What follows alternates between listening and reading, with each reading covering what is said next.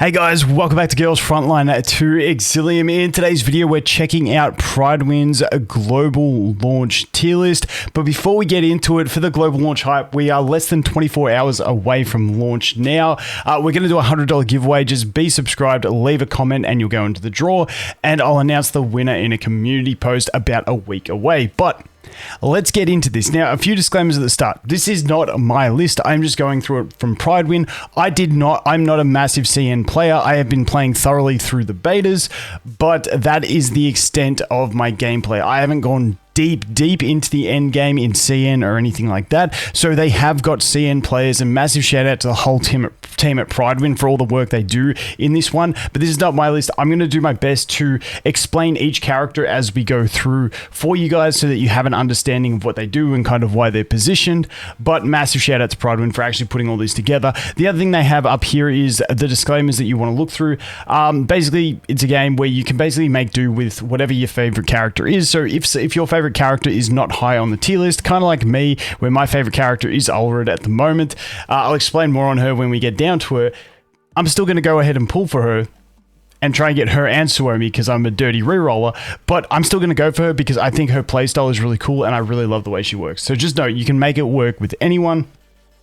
And then they base them with considerations of their teams, because it is a team game. Some characters don't work outside of having a team that works specifically with them, and some characters just won't work too well at global. If we look at something like Peritya, who, if we go over here into the CN tier list, you can see she comes up into A tier when she is down lower in the C tier down here on global, because she hasn't got her teammates yet that make her function better. So that is something you can definitely consider as well. Now, they do have the global tier list and the CN tier list. The CN tier list is based on the CN endgame. I'm not going to go into this one in this video because we are looking at the global tier list. This is based on early/mid game. As we get further into the game, they will evolve this to be like mid/late and then eventually just late game, and that is how it works. So I think that's all the disclaimers out of the way. Let's jump into the list. We've got Suomi. Now, Suomi is absolutely cracked. She's going to be one of our first limited banners, and I definitely recommend getting this character. She basically does it all. She is so, I can't express how auto friendly she is. If you want to auto the game, she is so amazing. There's nothing better than like just using her ultimate. You do a big shot, you put ice all over the ground, you also get shields just everywhere, and she's just cracked. She has shielding, she has healing, she has defense-based damage dealing, she has control, she has field manipulation. She basically has it all. She also has supportive attacks. She's essentially just completely cracked, and because of the way she functions, she is the one of the most valuable auto characters ever. So if you're trying to just have a nice easy playthrough, I definitely recommend picking her up because she makes the game a ton easier. And that is Suomi up there in the S+ tier. She maintains that over in the CN into the end game, so she is an absolutely fantastic character. Now, this character's name, I put it into 3 different websites that teach you how to pronounce names. I believe it's Qiongjiu. We're going to go with QJ. We'll go with Q over here. She is absolutely fantastic. I mentioned it in my Who to Reroll For video that she's one of those characters that feels really, really bad in the early game because her whole shtick is that she has a bunch of supportive attacks. So an ally attacks an enemy with a direct attack, she will support them. She can stack it up to 4 times, like at max. Normally it's around 3, but she will just like ally attack, she attacks, ally attack, she attacks. And in the early game, you're not really doing that at all because you're pretty much just one-shotting every enemy when you attack them anyway. So in the early game, she feels bad, but she is incredible at bossing, and she just gets really, really strong in the late game. So that is why she is up there. The next one is Tololo. Tololo is fantastic. She basically has this thing where her passive is that she starts with full, let's call it skill points. I always hate, it's like confragance points. I can't remember. Dude, they called it the most complicated name, and I forget it every time I jump in. We're going to call it skill points. But she basically starts off with full skill points. None of her abilities cost her skill points. And when she has full skill points, she'll consume them all at the end of attack to get another turn, which is fantastic. So she plays around the idea of she goes from full skill points, drains them all, gets another turn, and then she generates them up. And then once she's got them full, she can get another turn again. She's amazing in the early game. She just absolutely claps. Getting all those extra turns feels so fantastic in the early game. And so that is why she is up there in the S tier. Just note she does fall off. You can see here in the CN, she does drop into the B tier. So she is going to be that one in the end game that will get power crept, but in the early game for global, she is going to be absolutely amazing. Next up, we're going to look at Lotta. Now, Lotta is the one we get for free in the first event. What she is, she's an AoE damage dealer. So she has one attack that's going to do like column damage and apply this cold snap debuff. Then her passive is if there's an enemy with the cold snap debuff and they get attacked within range, she'll use the supportive attack. So she's going to have that supportive attack type component to it. Now, the other thing she has is her ultimate is going to deal AoE damage. And I believe if it hits 2 or more targets, she's going to get another attack. I forget what the wording is, but she can't move again, but she can launch another attack, use another skill or attack. So what she can do is use that one into her other AoE and apply the cold snap, or she can use that one and then go into her other ability, which is one that completely fills her confectance index, is what it's called, her skill points. It completely fills them and gives her an attack buff for 2 turns. And that's kind of like you play with that ability after you use her ultimate, because her ultimate does have a 4 skill point cost, which is very, very hefty. So you can just basically use that, get your extra turn by hitting a couple enemies, and then you get your attack buff and you get your full points again. So you can go ahead and use your AoE attack again the next turn. So she has a couple little ways to play, but really, really a useful unit in general. Next up is Mosin Nagant. Now, she is a really good ranged damage dealer and controller. So she has access to paralysis, which is a great control effect.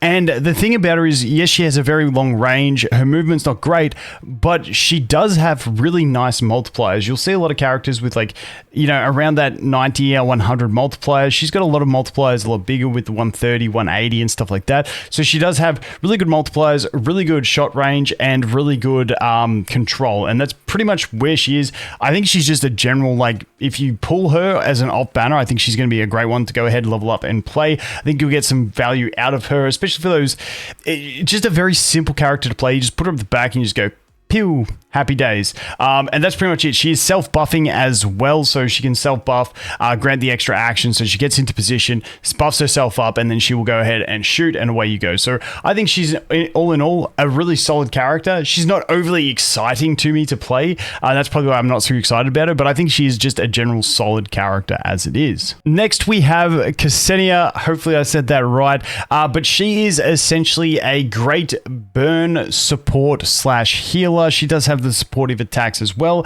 but basically she has a debuff that's going to increase burn stability damage and stuff like that, which is fantastic. Then she also buffs and can increase your team's damage, and then she has the healing on top. So in general, just a good overall support, but more catered towards the burn aspects, because she is going to have those additional amplifications into the burn team, and that's pretty much the gist with her. Sabrina is just an all-round good tank, works really well with Tololo because she does deal hydro damage, and Tololo wants another hydro damage dealer on the team at least, so that she can stack her passive, which is a crit buff, which requires allies to deal hydro damage. So she works really well in that sense. So if you do have Tololo and you ended up getting a Sabrina for a free copy eventually that you will get from the bossing, then that is a really good combo that you can pair that with. She has shelter, which is fantastic. She has movement down for enemies as well. She has a self buff, which will increase her damage, her attack based on her defense, and she has some counterattacks as well. So she's an all-around just good, chunky, decent damage, good supportive unit that you can slap into most teams, but once again, working really well with the Tololo. Not too much needed to be said about Nemesis. She's a free character that we all get. I think she's one of the coolest looking characters in the game, but essentially her ultimate has a timed cooldown, and basically if she has more skill points, it will deal more damage, which is really nice in general. She just has a lot of single target damage is her basic shtick. Standard sniper that you would expect. She also has the defense down debuff as well, which is really handy in certain situations, but nothing too crazy to write home about, just a decent single target damage dealer as such. Sharkry essentially is a burn damage dealer. She has like one attack that will deal physical damage, but if they have the, I believe it's the flammable debuff, it will change it to burn damage. She also has the overburn debuff, so amplifying the burn damage that she can deal. She also has a self buff, which is going to grant herself an extra attack, so she can get herself into a position, buff herself up, go ahead and attack again. Basically just a pretty self-reliant burn damage dealer, but she is going to work well with some of the other burn supports that we have in the game to really fully synergize. But in general, I think she's just an overall solid unit. Once again, like I said at the start, you can make use with anyone. Sharkry, I think if you really like her, you could definitely make a team around her and it work pretty well. So just note she is another viable DPS option, even though she is lower down on the tier list. Next up, we have my favorite Ulrid, who I've been waiting to talk about. This character is just so fun in my opinion. Now, this is going to be a completely biased take when I talk about her because I think she's just got a fun playstyle. Essentially, what she has is she has an attack that costs 3 skill points, and when she uses it, it puts her into Whirlwind, which means she can use that. She gains access to that ability again, and she can attack again. Now, once you get some of her, I still call them trace upgrades, she'll be able to use her other abilities as well, but they will cost 2 skill points. But essentially, what you can do with her, once she gets a trace, lets her start the battle with 6 skill points. She can basically run in. She can do one attack, gain an extra turn, do another attack, do an extra turn, and then she can follow that last turn. She can use her ultimate, and then she goes camouflaged after it. It's really nice. There is also a 2 weapons, one being the 5-star weapon, but also the 4-star weapon have the same effect that when she takes an action, she gets 1 skill point back, which is really nice to allow her to have some efficiencies. But she's one of those units that can just gain a bunch of turns and can be really fun. Then she has a stealth, which I think is really cool. Now, once again, her damage multipliers are what really let her down because she's got like, the 90 range multiplier on the attack that she's going to be using the most, which is a little bit low, but in general, she's a really fun character. You can, like, first turn, you can go ahead and take 3 turns, feels really good. Then you got a slow turn after that, and then you can start ramping up again. I think she's a really cool character. She's going to be one of the first banners. Obviously, I wouldn't be picking her up over Suomi, but trust me, I'm going to make videos on her because she's a super fun character to play. Cheeta is a buffing / healing / damage dealing type character. She'll apply one buff. I forget what the actual buff is called that she applies, but she's going to apply it as an individual buff. Blazing Assault, I believe it is called, which is increasing the attack by 15%. And then she's also going to go 2 random buffs onto allies. So she is that random type buffing character as well. Her passive heal is not the greatest, so I wouldn't rely on her as a just common healer that you're going to go ahead and use, but she does have the overheating effect, which is a form of control as well tied into her kit. So she's kind of like that jack of all trades, master of none is the way I look at it. She's got okay damage, she's got okay buffing, and she's got like okay healing, but none of it like really shines. So that's kind of why she sits down here, because she doesn't have just quite the impact of something like the Ksenia or something like that has in the supportive type aspects. But that is Cheeta, perfectly, once again, viable character if you want to use her, but just not really excelling in any one spot.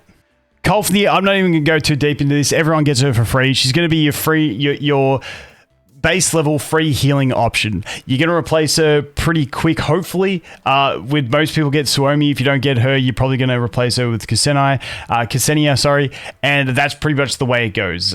She's probably not going to stay in your team for too long, but she is there as an option if you want to. She does also deal hydro damage, so she can be a little nice play to go with Tololo early game if you do pick her up, but that is that one. Moving on from that, Groza, she is an interesting character. She has the nice AoE damage. You'll find her really nice because you start with her in the early game. You'll find her really easy to play in the early game. She has defensive buffing as well. Her skills, when I first read them, I thought she was going to be insane. I thought she was giving allies skill points, but it's only herself. So she has a passive and also an active that will grant shelter and stuff to her allies. However, it only grants herself the skill points, which is a bit of a letdown on that one. But in general, she's going to be that universal character that when you get her early game, you'll be like, oh, she's pretty good because she's got an AoE attack that just one-shots everything. But as you get further into the game, you'll realize that the damage ain't it, and you need some more. And I feel like we've pretty much done a good job of covering everything in the upper tiers. Once we get into the lower tiers, I'm not as keen to go in depth. So we'll cover the 2 5-stars that we have down here. Peritya, she is that AoE damage dealer. As I mentioned at the start, she gets better. You can see her at A tier in the CN. She gets more characters that synergize with her over there. In the early game for global, she's going to be really nice for raw AoE situations, but that's not going to be the most important thing in the game when you get in there. So she's an option. You will get her for free eventually, hopefully, unless you get ungodly bad luck over in the dispatch raffle. But hopefully everyone will get her for free and you can have a play with her and find out for yourself.